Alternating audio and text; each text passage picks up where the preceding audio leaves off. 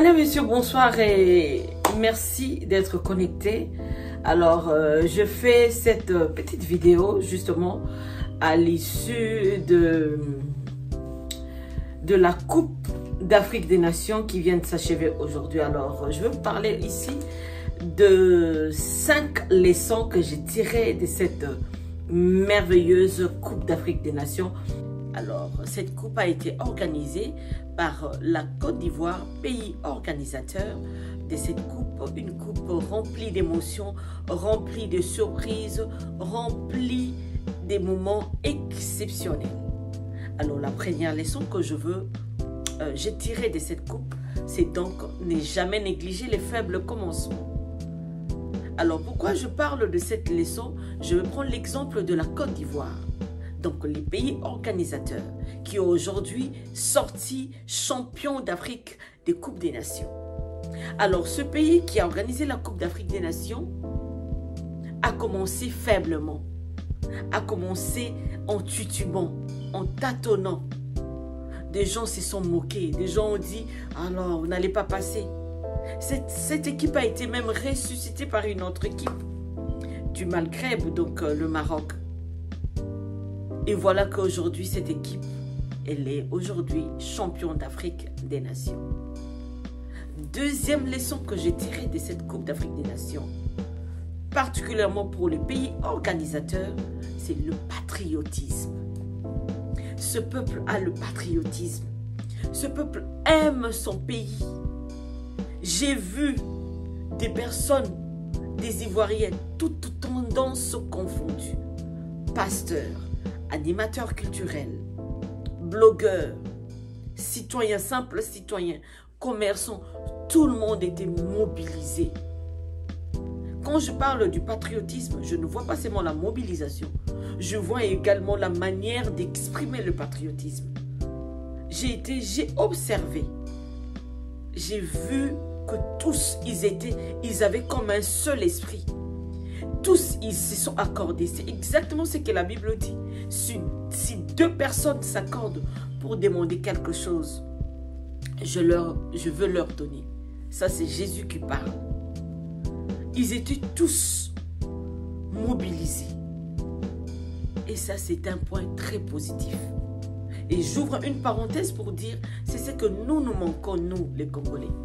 Nous aimons le foot. Nous avons soutenu les joueurs. Mais il y a d'autres Congolais qui ont envoyé des énergies négatives sur les léopards. Vous allez jouer, vous allez voir. Et je parle ici des combattants, particulièrement des Buketchou. Qu'est-ce que tu gagnes en envoyant des paroles négatives? Est-ce que tu sais que la parole a un pouvoir? Est-ce que tu sais que la parole a une puissance? C'est ce que nous ignorons. Mais j'ai vu ce peuple-là, des pasteurs mobilisés, les Ivoiriens, des pasteurs mobilisés, donner. Quand j'ai dit donner, c'est une manière de parler, c'est-à-dire disponibiliser, voilà, leur parcelle, mettre un écran géant pour que tout le monde vienne suivre la Coupe d'Afrique des Nations, comment elle s'est déroulée. J'ai vu la joie, j'ai vu comment est-ce que ce peuple a été dans l'euphorie, dans la joie, la rage de vaincre. Ça, c'est quelque chose de très exceptionnel. Et là, j'ai dit bravo. Troisième leçon que j'ai tirée de cette Coupe d'Afrique des Nations. Je reviens encore sur la Côte d'Ivoire. C'est donc le défi. Le défi. Ils ont donné, ils ont poussé jusqu'au bout. Les compatriotes soutenaient l'équipe. Mais ils avaient le défi, le sens, c'est-à-dire le challenge. Ils ont donné le meilleur jusqu'au bout. Et ça, je crois que certaines personnes le disent même, que le sport commence d'abord par le mental. La manière, ton mindset, si tu sais vaincre dans ton mental, facilement tu peux vaincre l'adversaire comme ça, physiquement. Et ce sont des gens qui ont un mental.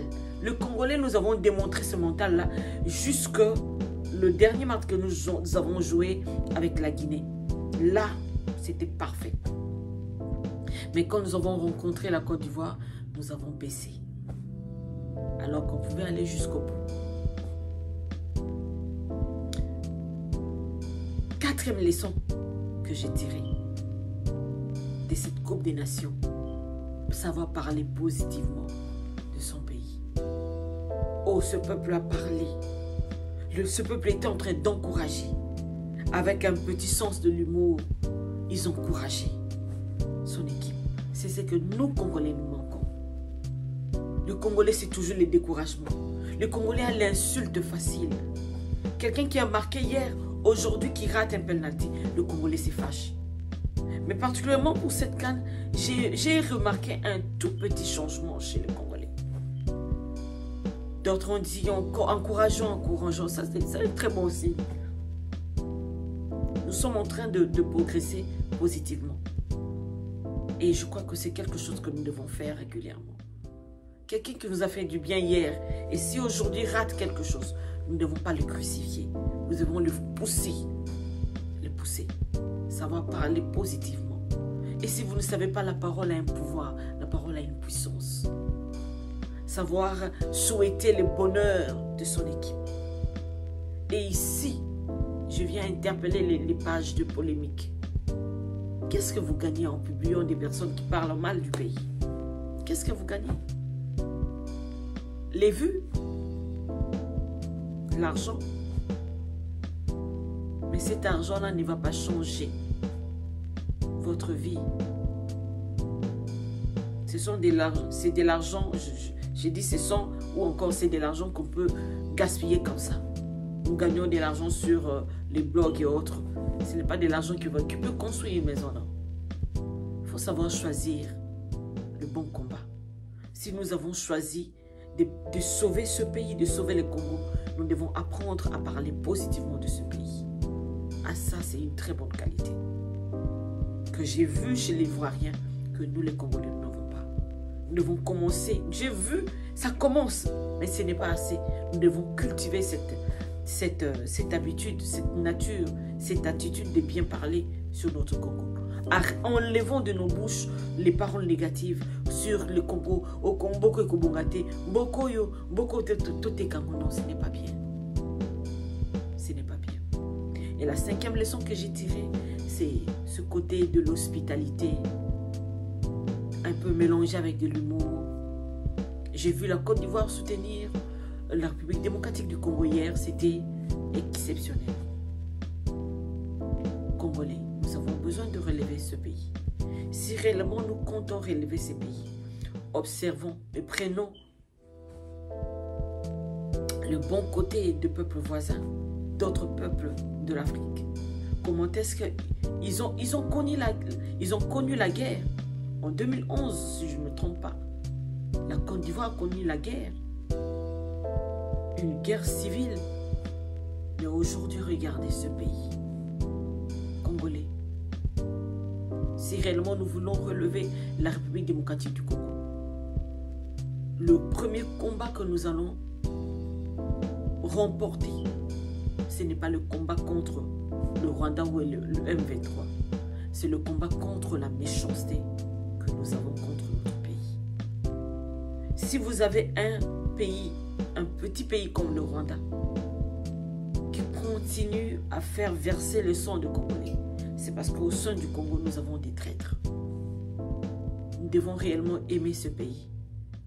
Quand on parle de aimer, ne jamais être prêt à tout pour donner, pour sacrifier ces pays, pour vendre ces pays. Le sens, le patriotisme qu'avait Mouzé Laurent Désiré Kabila. Les Congolais, nous n'en avons pas. Eh bien, il est temps que nous puissions nous réveiller. Et ça va commencer avec le cœur d'abord. Ce cœur que nous avons, nous devons changer. La méchanceté que nous avons contre nous-mêmes. Le combat du Congo, ce n'est pas un combat contre parce que les gens nous pillent les minéraux, non. C'est d'abord parce que nous n'aimons pas le pays sincèrement. Le cœur du Congolais est mauvais. Nous devons commencer par soigner notre cœur.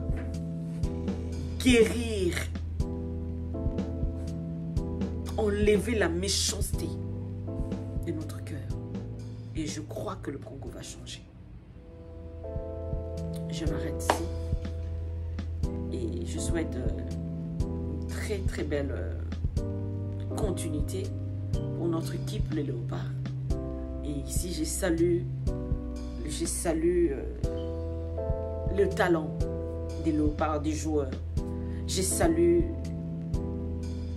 le fair play, je peux le dire ainsi, ou encore particulièrement avec notre capitaine Chancel Mbemba, un homme exceptionnel. On sent que c'est quelqu'un qui a été très bien éduqué. On sent que c'est une personne qui a reçu, qui a des valeurs chrétiennes en lui. Big up à ses parents. Vous avez réellement éduqué cet homme. Hier, on l'a posé une question alors que nous avons perdu contre l'Afrique du Sud. Écoute, sa réponse, c'était simple. Moi, quand je ne suis pas déçu. C'est ce qu'il a dit, je ne suis jamais déçu. Quand j'échoue, je me relève, je ne regarde plus en arrière. J'ai un autre défi à relever devant. Voilà. Voilà, bravo. Bravo à la Côte d'Ivoire, bravo aux Léopards, bravo à toutes les équipes qui ont organisé participé à cette CAN. Mention spéciale à l'équipe du Congo. Vous avez imposé le respect. Toutes les personnes qui vous ont vu commencer la CAN, aucune personne ne vous a donné la chance. Aujourd'hui, vous avez montré à la face du monde que vous êtes réellement les Léopards. Continuez. Continuez comme ça. Une mention spéciale à notre coach des sabres. Que Dieu vous bénisse, cher coach. On sent en vous l'amour du Congo. C'est ce que nous-mêmes les Congolais, nous n'avons pas encore. Je termine ma vidéo en souhaitant très belle journée à vous. Que Dieu vous bénisse.